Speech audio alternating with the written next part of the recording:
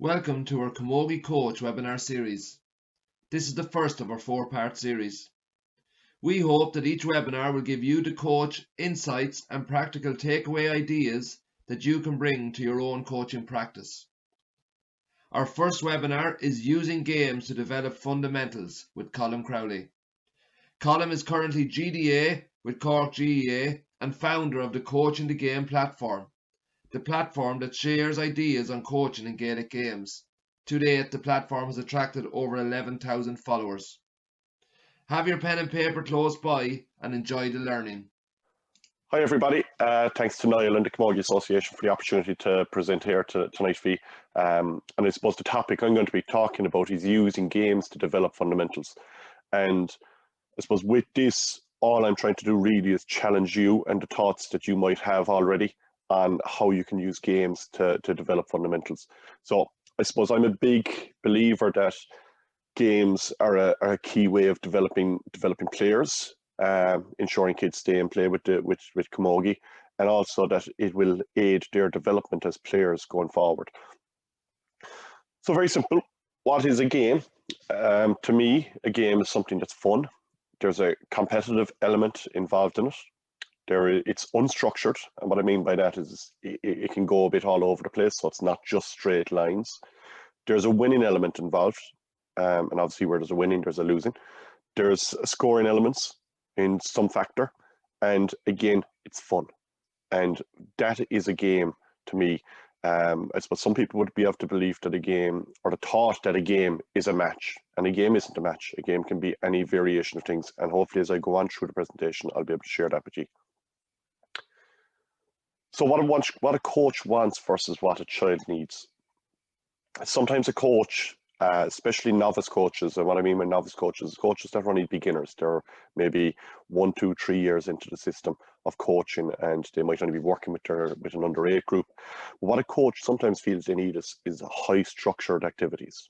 So they want that the parents looking in from the sideline are going, oh yeah, that Colm, he's very, very impressive. Yeah, he's got cones all set up. He's at all the training session organised, and all the coaches know what they're doing, and it's very organised looking, and there's a lot of straight lines or drills and stuff like that. But sometimes what a child needs is actually a completely different side of things. So as I said, well, I go a bit of unstructured, a bit of fun and stuff like that. So as I'd say with straight line drills, same thing I always say is that if you go into a shop and there is two cashiers open, and one cashier has one person waiting and the other cashier has five people waiting, which cashier would you go to? And I'd like to think most of us would go to the person with one cashier, with waiting for one person, because we want to be quicker. We don't like standing in queues. So the same with kids, they don't want to be standing in queues waiting to touch the ball in training sessions. So this is just something I came across last summer. And it's Kermit, and I suppose Kermit, for probably my generation, we're all familiar. Maybe the younger kids of today mightn't be as familiar with him. But he said one quote that kind of stuck with me as a coach, and it was, the mind of a child is a beginner's mind. And for them, every day is fresh, stimulating, and leads somewhere special and surprising. I suppose from a coaching perspective, what that says to me is that if a child has this whole world in front of them, why are we limiting them in what they can do? And I suppose Kermit is looking at a full life, but as a coach, if we stick them into straight line drills when they could be doing something different and working on other skills at the same time, why are we inhibiting that kind of imagination with them, if nothing else? So it's just something that I thought was a very good quote, and I think you might be able to, if you kind of keep that at the back of your mind when you're coaching, it might just help you go towards more games-based and drill-based type activities, okay? So things to consider, I'm just going to run through this really quickly. Fundamentals for me as well would be the physical movement, not just things. So I'm just going to run through this in 2 minutes, and I'll get on to the more skill-based stuff then. So things to consider when designing a warm-up. So a warm-up, how you start a training session, very first second will set the tone for the rest of the hour. So when designing a warm-up, is it fun? Is there increased heart rate? Is there multi-directional movement? If you tick those 3 boxes, you're on a good place and the kids will enjoy it. So fundamental movement to warm up games, so games, stuff that I use regularly. I'd use chase games such as flush the toilet, under the bridge, turtles, stuck in the mud, frogs, which are all a variation of one versus a ratio of 1 to 3, with one chasing and 3 off, and playing those kind of chase games.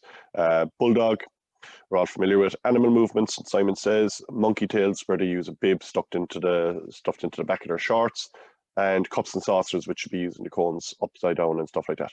Lots of movements in it, lots of multi-directional movement, and all those games are very, very simple. But if a child can move well, then hopefully the skills that they will be trying to learn when they play Camogie will also come along a little bit easier. So by giving them the base at the start. So just, I suppose, the benefits of being physically literate, the ability to move well benefits all sports. So if they're playing Camogie, hockey, football, soccer, being physically literate will help all them. It's shown to improve academic performance, improve cognitive skills, improve mental health and physical wellness, improve social skills, and it creates a healthy lifestyle balance, habits. So when I talk about stuck in the mud or chase games, how do they actually resemble the game of Camogie? And they're just a list of things: the acceleration, deceleration, agility, balance, coordination, running, jumping, rolling, crawling, sidestep, evasion, teamwork, communication, increased stamina, sprinting, tactical development, etc. And all those things come out of playing a very, very simple, unstructured game. What I mean by unstructured is, when we were younger, warm-up consisted of a lap, or maybe a bunch of runs in and out to a 21-meter line or something like that, and very structured. But a game like Stuck in the Mud or Bulldog or Flush the Toilet have multi-directional movements, which benefit the fundamental movements that children are going to need to excel. So simple things of being able to crawl under someone, being able to get down on your knees will help do the jab lift and roll lift as we go on. So using games to develop skills.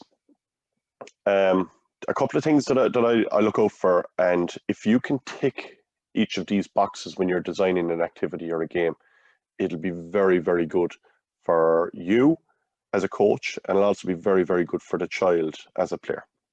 So one, we want it to be fun. Fun should be the key ingredient with every single thing we do with players. People say, oh, look, you need to get more serious as you get older. You may need to get more serious, but the fun element should never come out of it. If people stop having fun, they will stop coming down the pitch. And as a coach, you yourself need to have fun as well. It needs to be enjoyable, that you're not just going down and putting together a load of drills and it's a chore for you. You have to have fun, but the kids especially have to have fun, because if they don't have fun, they won't come back. If the hockey club or soccer club up the road, or the ladies football club up the road is more fun, that's where they will veer to. So two, is it engaging? So what I mean by that is, are the children being challenged cognitively within the activity? So I suppose the alternative would be the straight line drill, where they must run out, jab lift the ball, run to the back of the line and up the opposite side. It doesn't take any, that's no challenge except for the skill. So in their mind, are they being challenged? They're not really. We want to be able to get their mind thinking and mind working to help them as a player. Age appropriate. I suppose it's something that we'd see an awful lot with players themselves. So if you got, let's say, if we've got an under-8 team in the club, and we asked senior Camogie, one of the two of the senior Camogie players to come down and coach the team, they mightn't be able to do stuff age appropriate. So they might do stuff that they did themselves, a training session the day and night before, and it mightn't be appropriate to what the needs of the players are. So all the content should be age appropriate, and I'll go through that roughly, briefly, before we go on to designing the games. A winning element, so I spoke about this a while ago, there has to be a winning element, because that'll kind of increase the competitive nature, and it'll make the kids want it a little bit more. So if we're just doing something for the sake of it, so let's say a drill where we run out and jab lift the ball and we run to the back of the far line, even something like that, if we have 5 different groups doing it and we say, right, the first group to do it 10 times each wins, all of a sudden, competitive nature, kids will enjoy that a little bit more than just doing it for the sake of it. So that's a very simple one, but you can make it as hard as you want. That the first team to score 4 goals in a match wins, or 4 teams to run through a gate and cones wins, and stuff like that. Skill development.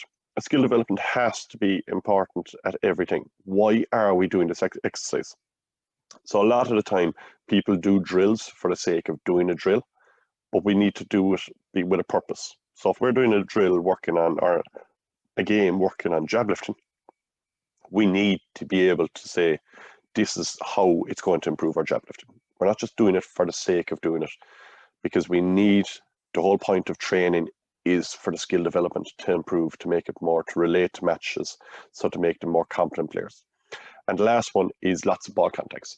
And what I mean by that is that if you've got 20 balls in a bag when you're doing a jab lifting activity, can we use the 20 balls?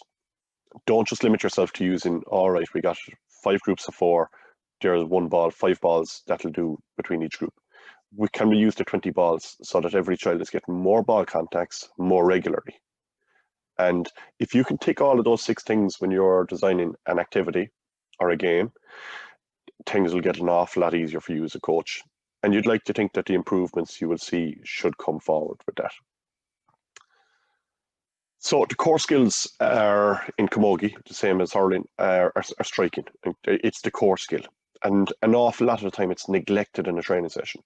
And what I mean by that is sometimes when we design training sessions, we forget what the purpose is.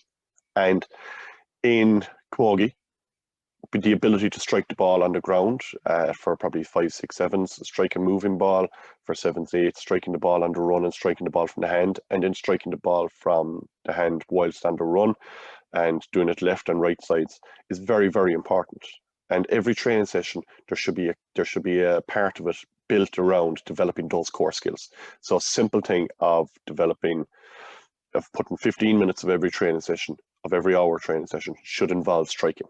And vice versa, same thing if you're coaching football, it should involve kicking. It is the most important skill. If we can't strike the ball, every other skill is kind of negated a small bit. So if I can jab lift the ball brilliantly, but I can't strike the ball, what's the point in jab lifting the ball into the hand?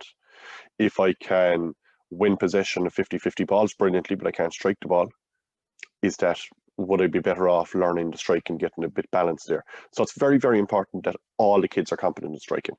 So with that in mind, make sure that you plan every single training session that you're covering the area of striking. And again, that's age appropriate. So ground strike for 5, 6, 7s, striking a moving ball for 6, 7s, striking a ball and run for 7, 8s, striking the ball from the hand 8, 9, 10s, and etc. as you go up. So just the core skills here, this is something that I like to use, and it's something I think clubs probably do have. A lot of clubs with coaching plans probably do have something like this. But at the age group, if we only introduce a small number of skills, so rather than at under 6s, we're trying to do a frontal block, a frontal ground block, the shoulder clash, dribbling, flicking, roll lift, catching, jab lift, hand pass, we just focus on 3 skills. And as you can see, if you focus on 3 skills each year, so let's say the core skill will be there every year. So the core skill of striking is going to be there every single year. But the other associate skills, we can build them appropriate to the needs. So in the GA in Go games, we have under 8 down is ground hurling. So there's no point in putting too much emphasis on catching the ball and striking the ball out of hands too young. But if we can ensure that the kids can get the basics right, so let's say at under 5, we want to make sure that every child is holding the hurley correctly, every child is competent at dribbling the ball, and every child is able to stop a moving ball. So the technique is correct in that. If that's all we work on for the whole year, along with the ground strike, by the time they move to under 6, we've got a nice competency base. So when we move to under 6 and we're introducing the frontal block, that'll be a little bit easier than trying to do it a year earlier. And we can do the shoulder clash, and then ball control such as dribbling, flicking, stopping, moving ball. So as you can see that it goes on, and introducing 3 simple skills a year, you're basically doing a month solid of working on, let's say if you're under 8, we're going to do the jab lift for the whole month of March. That's going to be one of the skills we're going to do in every single training session for the whole of March. And we try to develop it. And we can tell the parents that this is the skill we're working on for this month. Practice this at home with your daughter. So simple things like that might just make it a little bit easier to advance the games. No, but the other thing with Camogie and football is that for every time you practice a skill, there's an associate skill covered as well. So let's say we say it under 5, so we're going to just work on the ground strike, grip, dribble, and stop and moving ball. When those kids move to under 8, they're still going to be working on a dribble, because that's going to be part of whatever game they're playing. They're still going to be working on a ground strike, because that'll come up in some of the activities you plan, and they're going to be stopping and striking the ball. And if I strike the ball to you, I'm working on the ground strike. But what are you working on? You're working on stopping a moving ball. Then you'll work on the ground strike and you'll hit the ball back to me. And we might have a dribble in it, that if the ball, if you do stop a moving ball and it does get too close to your feet, you might have to dribble it out to get away the ground strike. So we're constantly working on all the skills. We're never going to just negate the skills and say, oh, that's that done. We're never going to use that again. We're always going to work on the new skills, advance the new skills, but we're also going to improve the skills that we've worked on before. So I'm just going to give you this, first of all, the GA learning.ga.ie website is brilliant for resources. This is just a screenshot, so you can see on the left-hand side, you got the age grade, you got the 4s to 6s, 7s to 9s, 10s to 11s, and 12s to 13s, and or the youth and adult, and it gives all the different types of gaining possession, stuff like that. But I just want to take a screenshot of this in that this is striking a ground ball for 7 to 9-year-olds, and there is 6 activities that are in the activity in the learning.ga website for this. And of the 6 of them, 4 of them have got the word drill in it. So basic drill, basic drill, basic drill, basic drill, fun routine, and a condition game. Now, what I'm saying, I'm not saying throw this out and start your own little plan, but how can we make a basic drill such as striking on the ground in pairs? How could we make that into a game? So rather than just taking the drill, and I suppose I'm not a huge lover of the word drill. I think drill is kind of it's an army term, it's a bit regimental, and kids much prefer if you say we're going to play a game versus a drill, and if you play the exact same activity, I think their mindset would be a lot different. But if we can change the drill to make it a bit more game, like using the things that I said earlier on about being fun, making it competitive, making a scoring element, all these things will help improve the quality. So use the website, use the learning.ga website to find activities and then twist them and make them a little bit better to suit the needs of your team. So if you're working with an under 12 team and you want to do the striking, right, fun routine there, strike underground golf goals, right, how can we make that more of a game for 12-year-olds? And I might go, right, you know what, we'll put it competitive. So whoever wins the ball, they've got to strike. So if you look at the activity, there's 4 golf goals set around, 4 gates set around the pitch, and you must hit the ball through the gate and you go to the next one. But for under 12s, if we say, right, 1 versus 1, whoever wins the ball must take a shot. If you score, you get to start possession at the next goal, and the other person might stop you. So all we're doing is we're making a fun routine and we're making it a little bit more competitive to suit. Okay, so but check out the learning.ie website. It is full of information. But it said everywhere there's a drill, have a look at it and say, right, how can I make that a game? So what I'm going to do with you, I'm going to go through some more activities on, I suppose, games that I like to play that I think are very beneficial, and then they work on a number of skills with the core skill being, let's say, the target each time. And before I do that, and I'm after talking about drills and I am going to be talking about games, is that it's never black and white. It's never 100% games and it's never 100% drills. There's a gray area in the middle that you need to find that's suitable for your team. So the gray area might be a dark gray if you're working a little bit older. It might be more of a middle gray with a younger group. But if you're gone completely white or completely black, it mightn't suit the needs. So find the gray area that suits your team, because not everyone is the same. And if you're going to copy what the other groups are doing or what other coaches are doing, that mightn't fit the needs of your group. So find that gray area that suits your team. So I'm just going to go through some very, very simple games here that I like to use, and I'll explain how I design them and why I designed them. And you're probably familiar with all of them already.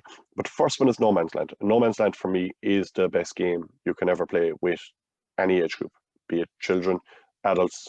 I do it with junior infants in school who are first time ever holding hurleys, and I'll show you a video of that coming up. But No Man's Land is very simple, where you got 2 teams. You've got an area in the middle that's No Man's Land. Some people like to call it over the river, and you must hit all the balls into the other side. So you've got the yellows, they're going to try to strike all the balls into the red square. The reds, they're going to try to strike all the balls into the yellow square. Whichever team has the least amount of balls is the winner. So there's a game, it's fun, it's competitive, there's a scoring element, there's a win to it, and it's fully engaging. Every child will be engaged. And I suppose a question we get asked an awful lot is how do we cater for the very good player and the not so good player?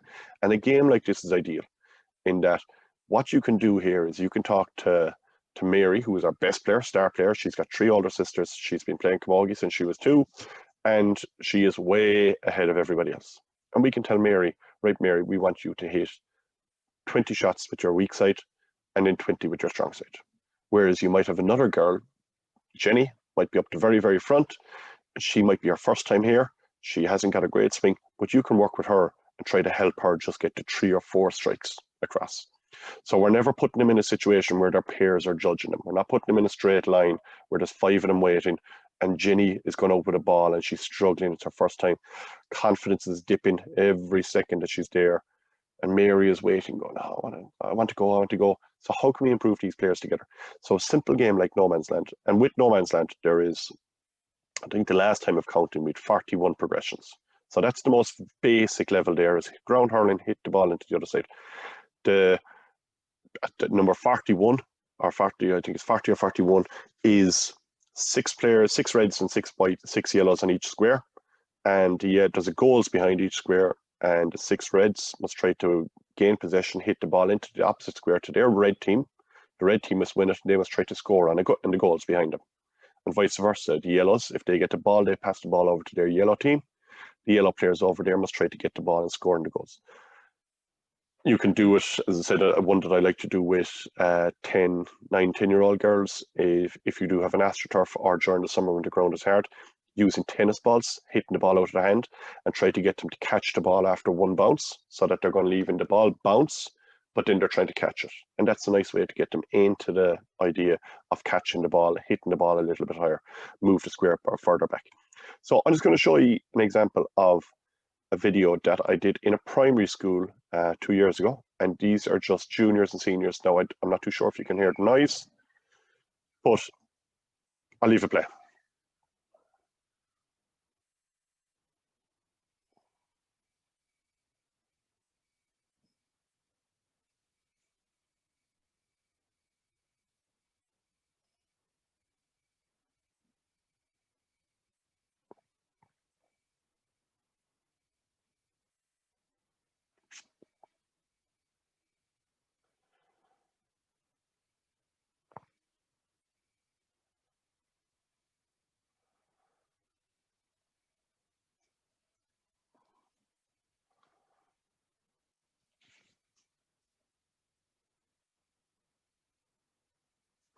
No, so with that game, that's No Man's Land, and I did that with juniors and senior infants in a school in Mid Cork, and it was, for a lot of them, it was their first time holding hurleys. Now, if anyone's wondering why they aren't wearing helmets, we used hurlogs that day, so the soft hurleys that babies use, and we use them inside in the schools because we don't have to carry around helmets, and they're much more user friendly for kids. If they do get a bang of it, that they're not going to be hurt. So we used that in the school, and straight away we had 30 kids in the class, all swinging a hurley and hitting lots and lots of balls. So the benefits for that were they're all going to go away thinking, Mammy, I'm brilliant at hurling, at hurling. Can I join the GA club? There's training Friday or Saturday morning. Straight away, we're after catching the kids. They're after doing something that they could all do. Now, the skill level, obviously, because they were beginners, wasn't hectic. We weren't focusing too much on the grip and swing. We'd like to think that the coaches in the club will be able to finesse that when they get a chance. But what we did is that we put the kids in a game playing hurling. Traditionally, when I started coaching in primary schools back 13 years ago in Sligo, I had groups of 5, one ball, out around a cone, hit it back to the next person. And if I was to do that now with one group versus another group, which group had more fun? I'd like to think the kids in that class had more fun there today. So, next activity is goal to goal. So again, this goes back to the drill that we were talking about a while ago, and I'll just go back on how we can alter a drill to suit. And we've got striking on the ground in pairs. So the bottom right, basic drill. So all we did is we are going to move that a little bit, and we're going to make it suit what I want. So I want to make sure it's a game, it's competitive. We're pairing them skill with skill. So we got the very, very good kids might be the kids in red. The very, very weak kids might be the kids in blue. And we're going to play goal to goal where they're trying to score on their opponent. Now, again, depending on the age group, depending on the quality, the link to the pitch, how far away the goals are, it all matters. It all moves according to the ability of the players. So you as a coach need to be able to take that into control. So it's not just making all 10 pitches 20 meters long. Some of them are going to be 8 meters long. Some of them are going to be 23 meters long. 25 meters long.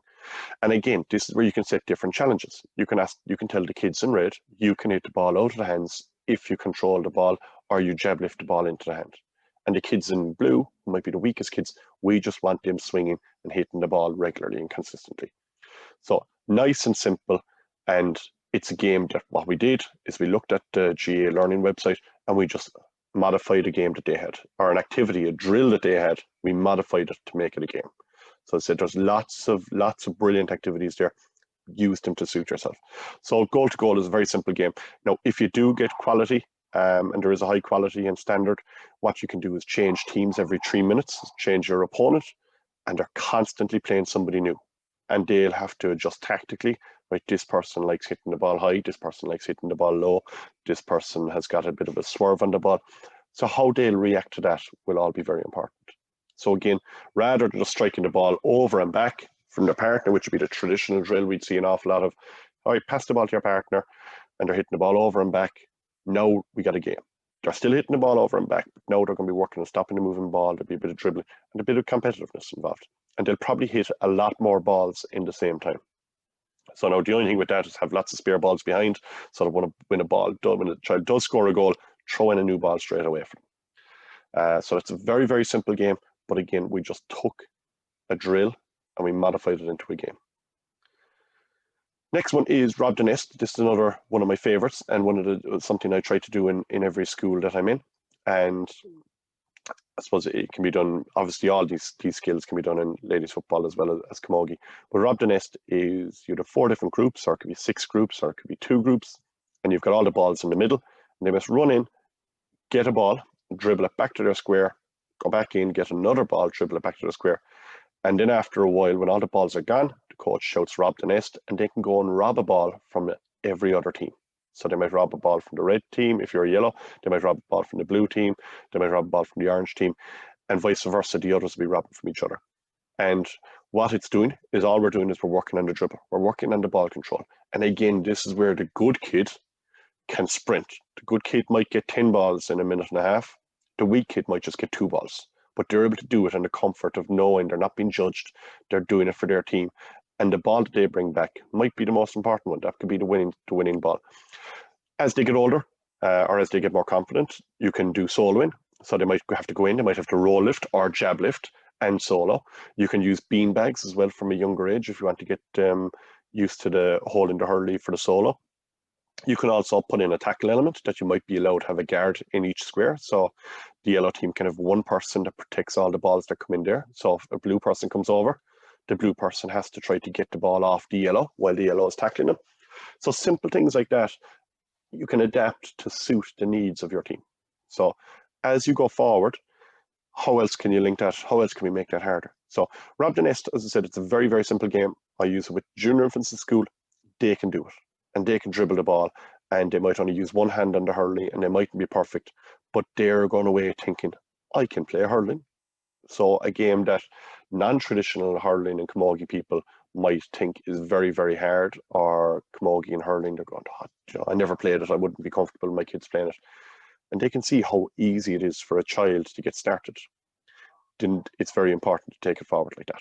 So Rob the Nest is another game that the traditional game that I'm sure we all would have played or have done at some stage is line up the cones in a straight line, and the person has to dribble the ball in and out, weaving around the cones. Now we're doing it where the weaving around is going to come from players running across them, or it could be a coach in the middle that they've got to go around, and they're learning to dribble with the head up as opposed to the head down. So the dribble, when you're doing it around the cones, the head is down and they're going in and out around the cones and they're not looking at nobody. Now they've got to dribble with the head up because there's people running in all different directions. There might be people trying to get the ball off them. So we're teaching them skills that are going to replicate to the match a lot sooner. Next game is Croco Run. And again, this is just a ball control, a dribbling game we do in primary schools as well, and we can do it with the junior infants. And this is down for, it's written kind of as a football one here, but it's very simple done as a hurling. It's the same as Bulldog. Every child in the colours would get a ball. I'm the coach in the green. The kids have to go from the line on the 6-yard box out to the line on the 45, dribbling the ball. So as they get older, again, they can be soloing the ball. But from a young age, dribbling the ball, get used to that. of getting the head up, watching where you need to go. So I'm the coach. I'll try to tackle them. Obviously, I'm a nice coach. I'll let them get through 2 or 3 or 4 times. And the reason I put a coach doing it is because if you put the best kid doing it, they're cute enough to go for the weak ones first. They'll take out the child who's probably the beginner, the child who probably needs more of this practice than anybody else, and that child has been eliminated in the very first game. So as a coach, you doing it, you making sure that that weak child gets through a number of times, and then you can start picking off 1 or 2 of the kids. And if a child loses the ball, if you do get a ball off a child after the 3rd or 4th run, then that child will become a catcher with you.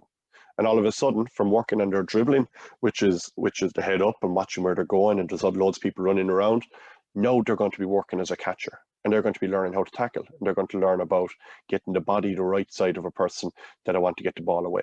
So they're going to learn loads of little knacks. And if the ball is tight between the two of us, can I use my feet to get the ball out? Do I need to dribble the ball away from the opponent? Things like that.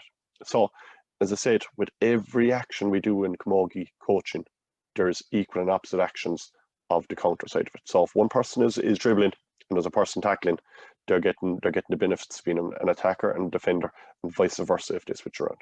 So again, that's a very, very simple game again that would have been done in and out around the cones, weaving in and out and back to your partner. And there'll be 3 people waiting while one person goes. The good person goes really fast, does it in 20 seconds. The weak person does it in 40 seconds. The group are going, oh, I don't want to be with Mary next time because she's so slow. So Mary is hearing this and Mary is going, Mammy, the girls aren't nice to me in training. So simple things like that, make it a game. Ginny and Mary, they're both there. They're not looking at each other. The good kid is going to fly down there. The weak kid is going to go at their own pace. But as a coach, and whether you use other coaches with you, and you might just stay the coaches, is a good way to do it. And another way of doing it as well, if you don't want to put them into the tackling side of things, and you want to do 10 or 12 rounds of the dribbling the ball over and back, is have other coaches, but give kids lives. That every time they get caught, they lose a life. So they'll get 6 lives to start off. And if they lose the ball, so if you get the ball off the good player, they're down to 5 lives. But you never get the ball off the weak player. So all of a sudden, the weak player finishes up with 6 lives and they're going, I like this game. I'm good at Camogie. So simple things like that make it very, very easy to, once they manipulate the kids to think they like it, but try to get them around to the idea that it's important, that they can be good at it too. So last game that I'm going to show you is Piggy in the middle. And again, this could be done, probably you can do it on ground hurling. The smallies mightn't get it too well, but the more they do it, the better they get. But you can do it for hand passing. You can do it for stick passing. You can do it for flicking the ball and stuff like that with probably kids that are a little bit older. But a simple game. They all know how to play Piggy in the middle. And I put in the condition, when they are playing it, you're not allowed pass the ball over the person, over the Piggy. So if you said that, what does that mean? It means they have to go to the side. So all of a sudden the kids are going a bit more lateral movement and getting used to, I suppose, adapting to the situation in front of them. I suppose, look, as I said, it's something to probably do more so with the older kids. But as I said, from hurling and Camogie, if you want to start off early, dribbling and flicking and stuff like that, they might be able to do it. And again, if you can get a coach to stand in the middle, better again, because that means that the weak kid isn't going to be in the middle all the time. The weak kid is getting a chance to actually execute the skills. Because we don't want to get to a stage where we want the skill focus is striking the ball, and the weak kid who needs it the most is actually standing in the middle trying to block the ball most of the time. So be conscious of that, especially with the smallies, that once they get up, just to give them that bit of confidence. So we're almost there. Build a player like you build a house. I suppose it's something that I've been taking on board from, I think it was Arsene Wenger, the Arsenal manager, said it years ago. And like a house, you want to put in the foundations first. So the foundations are the introduction to the skill. That's where we're doing the skill at the most basic level, be it ground strike, dribbling, jab lifting, whatever it is. So jab lifting at foundation levels is jab lifting uncontested. But as I said, rather than doing it out in a straight line, can we just throw all the balls into the area? Right, girls, go around there and jab lift as many balls as you can in the next minute. They'll go out, as I said, the good kid, they'll get 30 of them. The weak kid might get 5, but those 5 could be very, very important, because the next time, let's see if they can get 6. So there's no pressure on them except time. There's loads of balls. There's nobody trying to get the ball off them. Next level, once they've got that mastered, you have to start moving on. So rather than doing that game for the next 5 years, We have to move on. How do we make that next game more important or more challenging? So let's say keep the same confined area. We've got all the balls in the area. We've got 20 girls.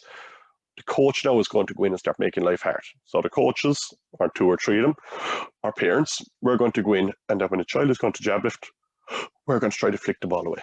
So a simple thing. All of a sudden now there's a bit of a challenge coming, but it's a controlled challenge. It's not another child doing it who won't let them do it. We know that if we get the ball and knock it away once, we leave them get it the second time. First floor, we need to raise it again to the next level. Next level might be having a person doing it with an opponent. So Mary and Jenny go together. Mary, you must jab lift as many balls. Jenny, you must stop her. We go for 30 seconds. Mary gets 6 balls into the hand. That's a good score. Then we go for 30 seconds. Jenny has to try to get 6 balls into the hand. And again, this is where you compare them like for like. Put the stronger kids with the stronger kids, weaker kids with the weaker kids. So we're executing the skill under pressure. And then we put it into a game. That we're trying to execute the skill in the game or the match that we're trying to do. So don't be stuck at the same level. We'd see an awful lot of coaches that would do the same activities year on year on year.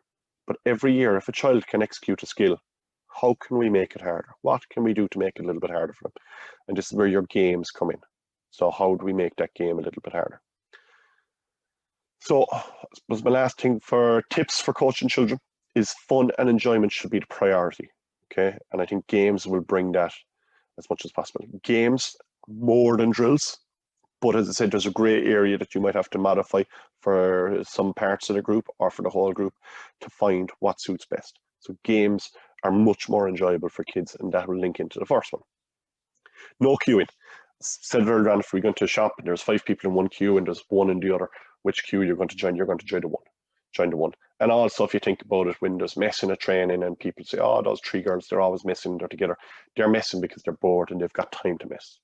If they're activated in the mind and they're engaged on a ball each, there won't be too much messing. So the small bit of disorder comes from it. And if you've got kids lined up 4 or 5 in a line and the back 2 start messing, then you're taking your eye off what the coaching is and you're dealing with them at the back as opposed to helping the child execute skill. So limit the cues where possible. I think Paddy Butler used to say back, it could be a different mindset now, but I remember back when he did an introduction with me, an award won about 14 years ago, that no more than 3 in a line or in a group. That there should be 3, should be the maximum you should have in an activity together. No waiting around while others play.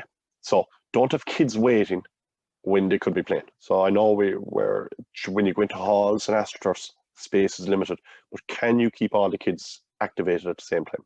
So again, rather than doing drills where there's 1 person with a ball and 2 or 3 people waiting, can we play a game that will keep all the people active at the same time? Age appropriate content. Don't be trying to get the under 6s to solo the sliotar or hit the ball out of the hand or do a high catch.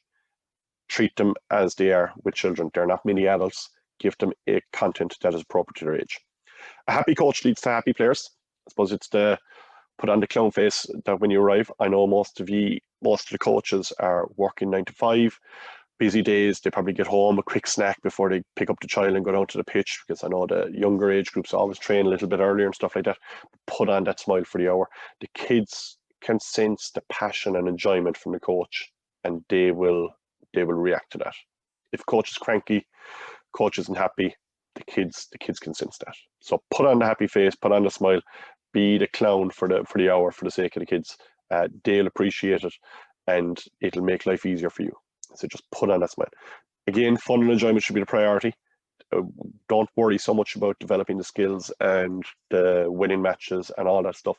Make sure the kids are enjoying themselves. If they're enjoying themselves, the rest will come afterwards. If they're enjoying themselves, that means they keep coming back. If they keep coming back, that means they're going to keep getting better. If they keep getting better, maybe when they get to 18 or adult level, they might start winning the counties that you so I suppose look forward to doing yourself.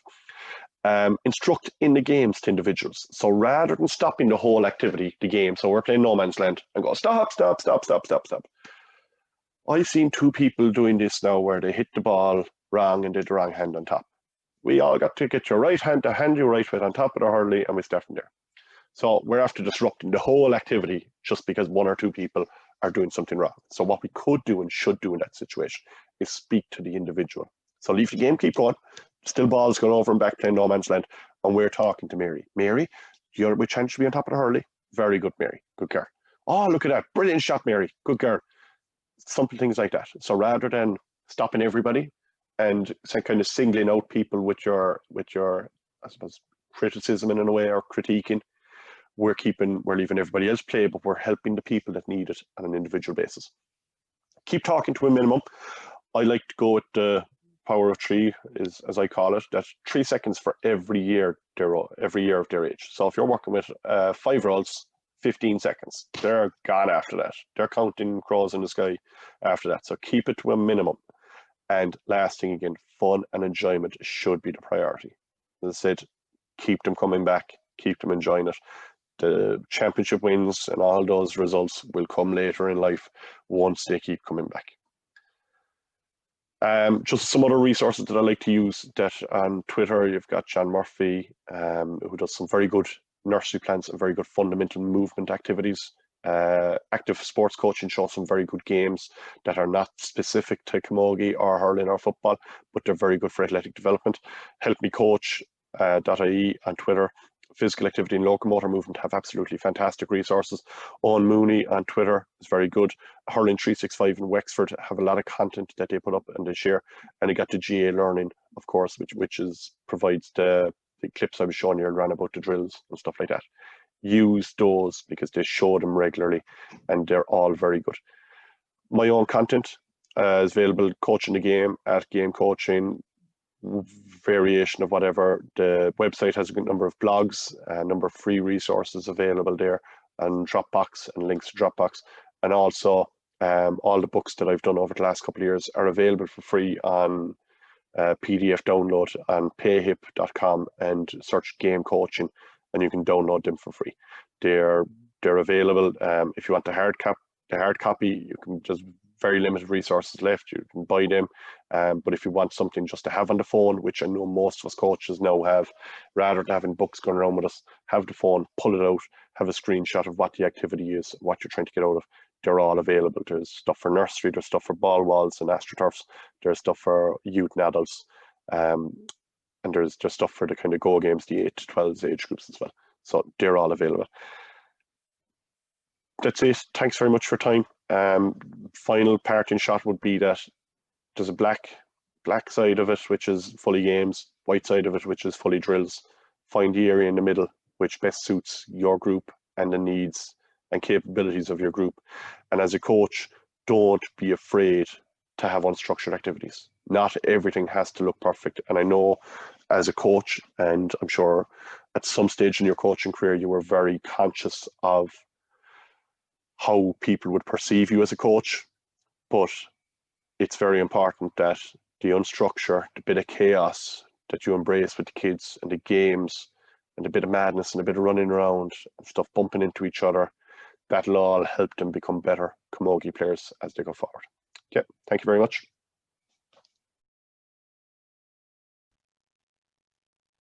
Thanks for watching our Camogie Coach webinar series, and we hope that you have got some insights and practical takeaway ideas that you can bring to your own coaching practice. Our next webinar, Providing Children with a Meaningful Sporting Experience with Barry Milan and Barry Burke, is on Thursday the 29th of October. Until then, keep learning.